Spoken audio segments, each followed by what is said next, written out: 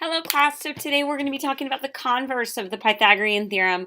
We spent some time proving the Pythagorean theorem and working with it, gosh, all year, but now we're going to talk about the converse, and so I'm going to make you recall some things from earlier this year.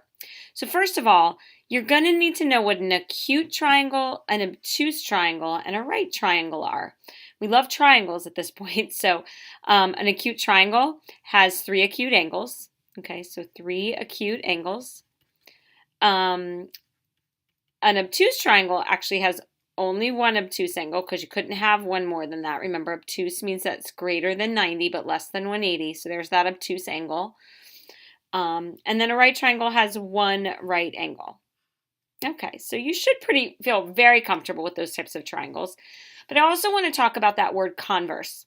So back in chapter 2, we learned about conditional statements, and all year we've been talking about conditional statements and how when they're definitions and theorems, we can take both the statement and its converse and they'll both be true.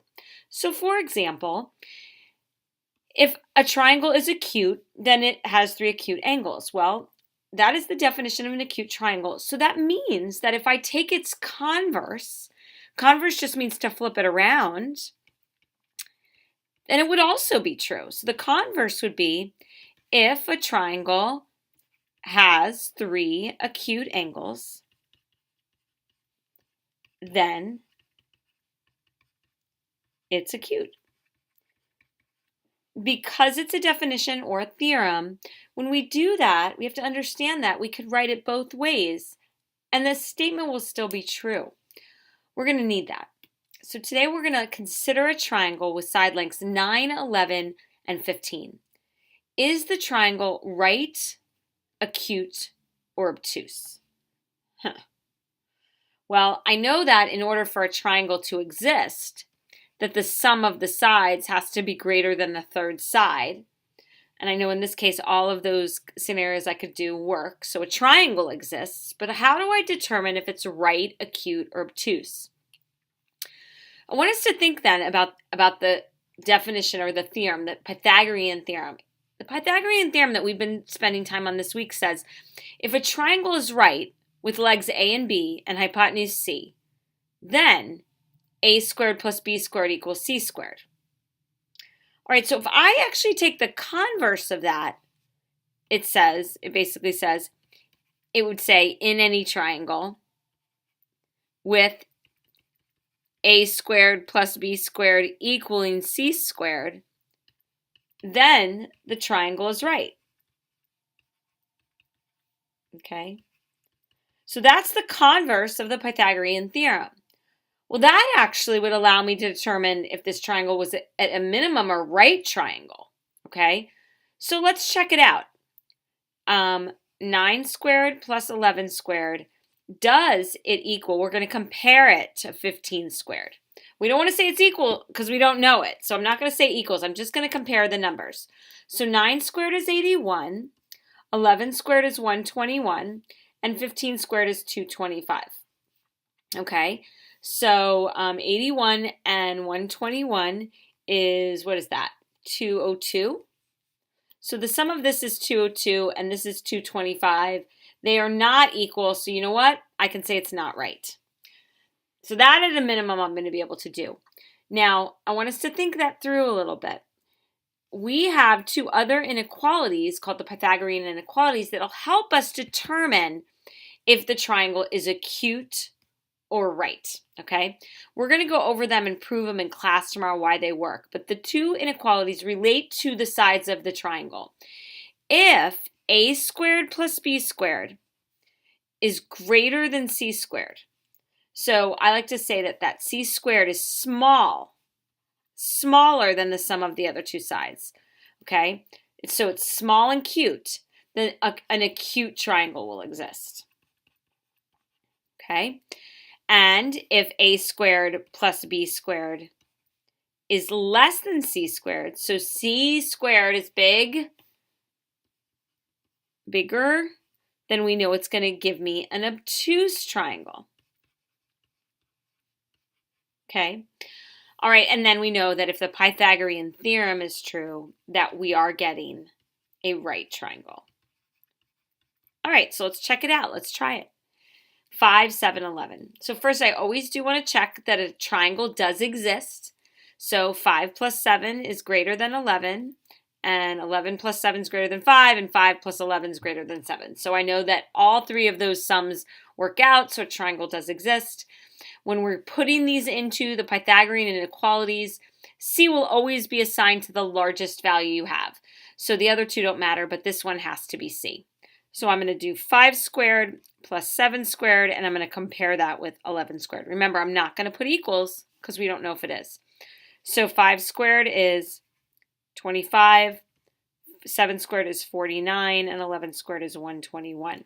I'm going to add 25 and 49. That's going to give me 74, okay, and this is 121. So 74 is less than. So I'm going to put in the less than symbol. So we've got a squared plus b squared is less than c squared. C squared is big, so it's obtuse. So an obtuse triangle is what we have. All right, let's try this next one. 5, 5 root 3, and 10. Okay, so I'm going to assign that 10 to C. Now, they're not always going to be in order, so you do have to check. But I've got 5 squared plus, now 5 root 3, you're going to want to be careful, and you're going to want to put it in parentheses. Oops, and I put in equals, and I don't want to do that. And I'm going to compare it to 10 squared. All right, so 25, and you know what I can do? I can put a little blank there. Okay, how about we put a blank? So 25 plus. Now remember, the other day we talked about this. You want to make sure you square that entire quantity because it actually means 5 root 3 times 5 root 3. So that would be 25 times 3, which is 75, and 10 squared is 100. Well, I know 25 plus 75 is 100, so they're equal, which tells me it's a right triangle. And I know some of you might be seeing that's a really special type of triangle. You might have recognized the relationship. If you didn't, that's okay. We're going to talk about it later. All right, so what I want you to do is I want you to try number 3 and identify if it's acute, obtuse, or right by going through the Pythagorean inequalities. All right, now we can make this harder. How can I make this harder? I can say to you, you're given this triangle. It's got side lengths 4, 6, and 8. And I want to find the values of x that will make the triangle acute. All right, so this is a place I could use the inequality. I could say, okay, I want a squared plus b squared to be greater than c squared. I want c to be smaller. I need c squared to be smaller and acute. Okay, so it's an acute triangle. All right, well, I could plug these values right in. And I could do 4 squared plus x squared is greater than 8 squared. All right, so that's giving me 16 plus x squared is greater than 8 squared. 16 plus x squared is greater than 64. So x squared is greater than 48. I can pretend it's an equation for a second. Take the square root of both sides. So x is going to be greater than plus or minus, okay, plus or minus root 48. Now, I do have to simplify root 48, which we've been doing. I look for the largest perfect square in there. I see that 4 goes into it, so I'm also going to check 16. And so 16 does go into 48 3 times. So that's going to give me 4 root 3. Okay, so x has to be greater than 4 root 3. Okay? However, I know you're all thinking it, okay? We know x that needs to be greater than 4 root 3 for this triangle to be acute, but we said that 8 was the biggest one. How do we know for a fact that 8's the biggest one? Well, we don't. So that means we have to make sure, we already know 8's greater than 4. So couldn't x be the greater side? Couldn't x be c? So we have to look at that scenario as well. So let's try it. We'd have to do 4 squared plus 8 squared is greater than c squared. So that 16 plus 64 is greater than c squared.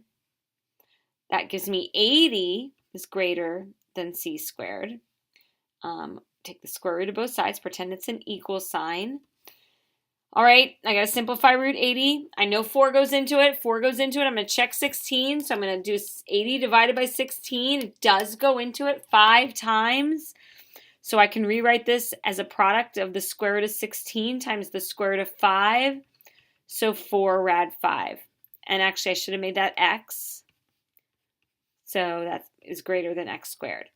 So those two things are true. And remember, I'm throwing out the negative values because side lengths can't be negative. Now, I'm going to combine these and write them as a compound inequality. Remember that word, compound inequality? We did it a little bit earlier this year. I showed you a review from Algebra 1. Okay, so this was just, x was. So x has to be less than 4 root 5. So I'm going to write that. I always want to put that variable on the left if I can, 4 root 5. And x has to be greater than 4 root 3. So I can write it with that x in the middle. And that is how you find values that would make a triangle acute. All right, guys, hope that helped today. We're going to look at a couple of harder problems tomorrow, and I'll see you then. Bye.